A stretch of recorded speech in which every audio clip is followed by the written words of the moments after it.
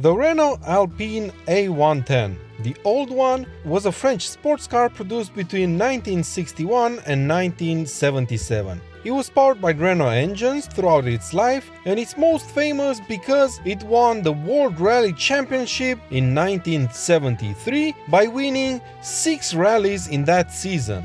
Just Google Alpine A110 Rally Monte Carlo and watch some of those videos. So when I first heard that Renault wants to revive the old Alpine brand, I was really excited by the prospect. But when I found out that their first car is going to be a modern take on their old A110, I was a little bit skeptic. I mean, don't get me wrong, I love the old car, but usually when car companies try to revive something from the past, it doesn't always go well. But my friends, what Alpine did here with this new A110 is absolutely phenomenal. Reminiscent of the old one, but with a modern look, and as soon as you glance at it, you know it's an Alpine product.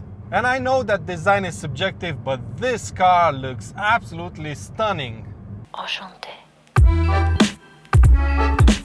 The car I'm driving today, the A110s, is not a replacement of the A110. It's a more focused machine according to Alpine. It gains 40 more horsepower, it rides 4 mm lower to the ground, and the tires are 10 mm wider front and back. The springs are 50% stiffer and the anti-roll bars are 100% firmer. The car has bigger brakes, a recalibrated ESP system, and you now have the option of fitting a carbon fiber roof. But before I tell you how it drives, let me show you some of this car's secrets.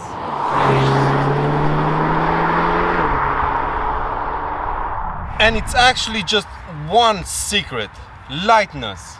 Every single component on this car was designed to be as lightweight as possible.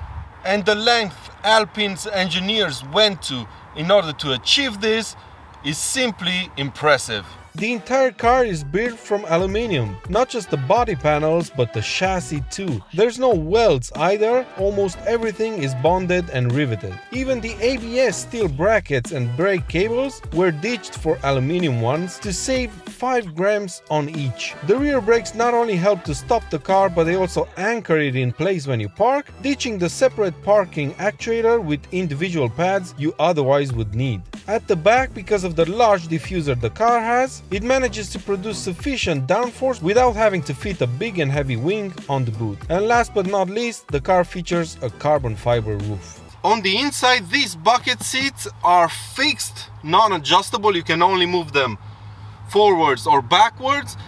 They have a carbon fiber back and they only weigh about 13 kilograms. That's half the weight of the seats in the Megane RS Trophy R. And because this is a mid-engine car that's rear-wheel driven, it doesn't even need a transmission tunnel or a center console for that matter, and that's why this part over here is hollow for weight-saving purposes. But that's not all. Alpine also put the speakers of the car on a diet. The magnets inside weigh half as much as the one in traditional speakers, and they even ditched the protective mesh in order to save a few grams. And all of this obsession with weight saving got this car down to weigh just 1,114 kilograms. That's almost 300 kilograms lighter than a Porsche Cayman GTS. And you can feel that lightness as soon as you start to drive off. The car changes direction instantly, it's nimble, and it feels like it's dancing on the road all the time. And that's what makes the driving experience of the new Alpine A110 quite unique in today's market. People that expect this car to handle like any other sports car on the market right now, meaning you just point it to a corner, put your foot down and let the computers handle everything, are gonna be very disappointed. Because this is one of those cars that require you to focus in order to drive it properly.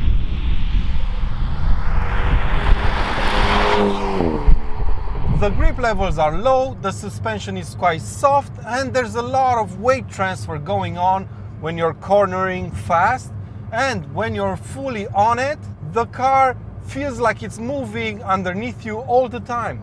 Some of you might prefer a car that's planted on the road, but this sort of behavior just gives you much more information about what's going on the road you're driving on. Powering this car is the same engine you can find under the bonnet of a Renault Megane RS. It's a 1.8-liter 4-cylinder turbocharged petrol unit that produces 290 horsepower and 320 Nm of torque. These numbers are not mind-blowing, but thanks to its 7-speed double-clutch transmission and its low weight, of course, the A110s can reach 100 km/h from standstill in just 4.4 seconds. That's faster than the Cayman GTS 4-liter I've tested a couple of weeks ago, and just as fast as a manual M2 competition. Two cars that produce in excess of 100 horsepower extra compared to the Alpine. The engine sounds pretty good from the inside, its throttle response is very good, and the acceleration is relentless all the way up to the red line. But as you'll probably tell by the end of today's video, the engine is not this car's highlight. Everything else is.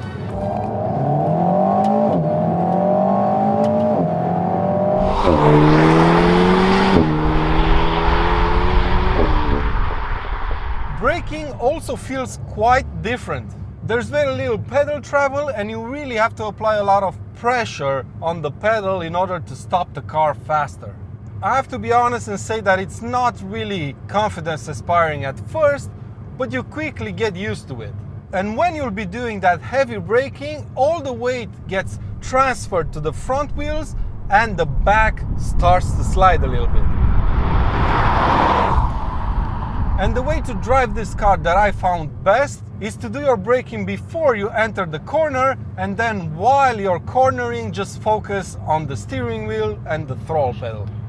The steering is light and it never really gains any weight no matter the driving mode. It therefore feels less artificial compared to other sports cars. It's precise and pretty direct, for the lack of a better term. And despite what I just told you at the beginning about the spring and anti-roll bars being stiffened, the suspension remains quite comfortable and the car leans quite a bit in the bends. A very old school driving experience, but one which gives you, the driver, a lot of feedback from the road, but also a lot of confidence to push the car further.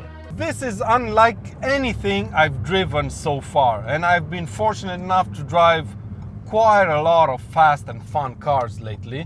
This is one of those cars that you take out for a quick blast around the roads near your house, and then a couple of hours later you realize that you're like 300 kilometers from home.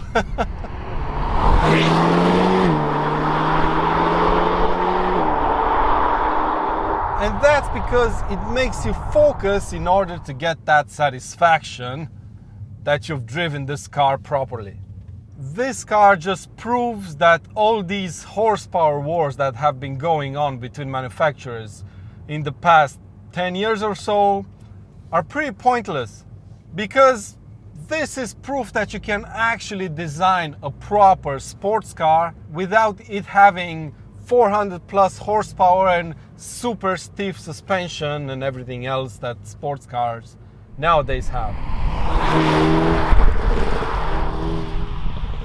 I wish this car had adjustable seats, to be honest, because I'm old and after 2 hours of driving my back is kind of broken. And these paddles over here behind the steering wheel, they're fixed to the column and not the steering wheel, so they don't move when you turn the wheel. And that's fine and dandy, I like that, but I wish they had more height so that you can grab onto them no matter how the steering wheel is turned. But yeah, other than that, this car is pretty amazing. I adore it, and yes, it is most likely the best car I've ever driven. But that's been it for today's video, my friends. I really hope you've enjoyed it. Please give it a thumbs up if you have, and make sure you're subscribed for plenty more videos to come. And until next time, take good care of yourselves, and I'll see you around.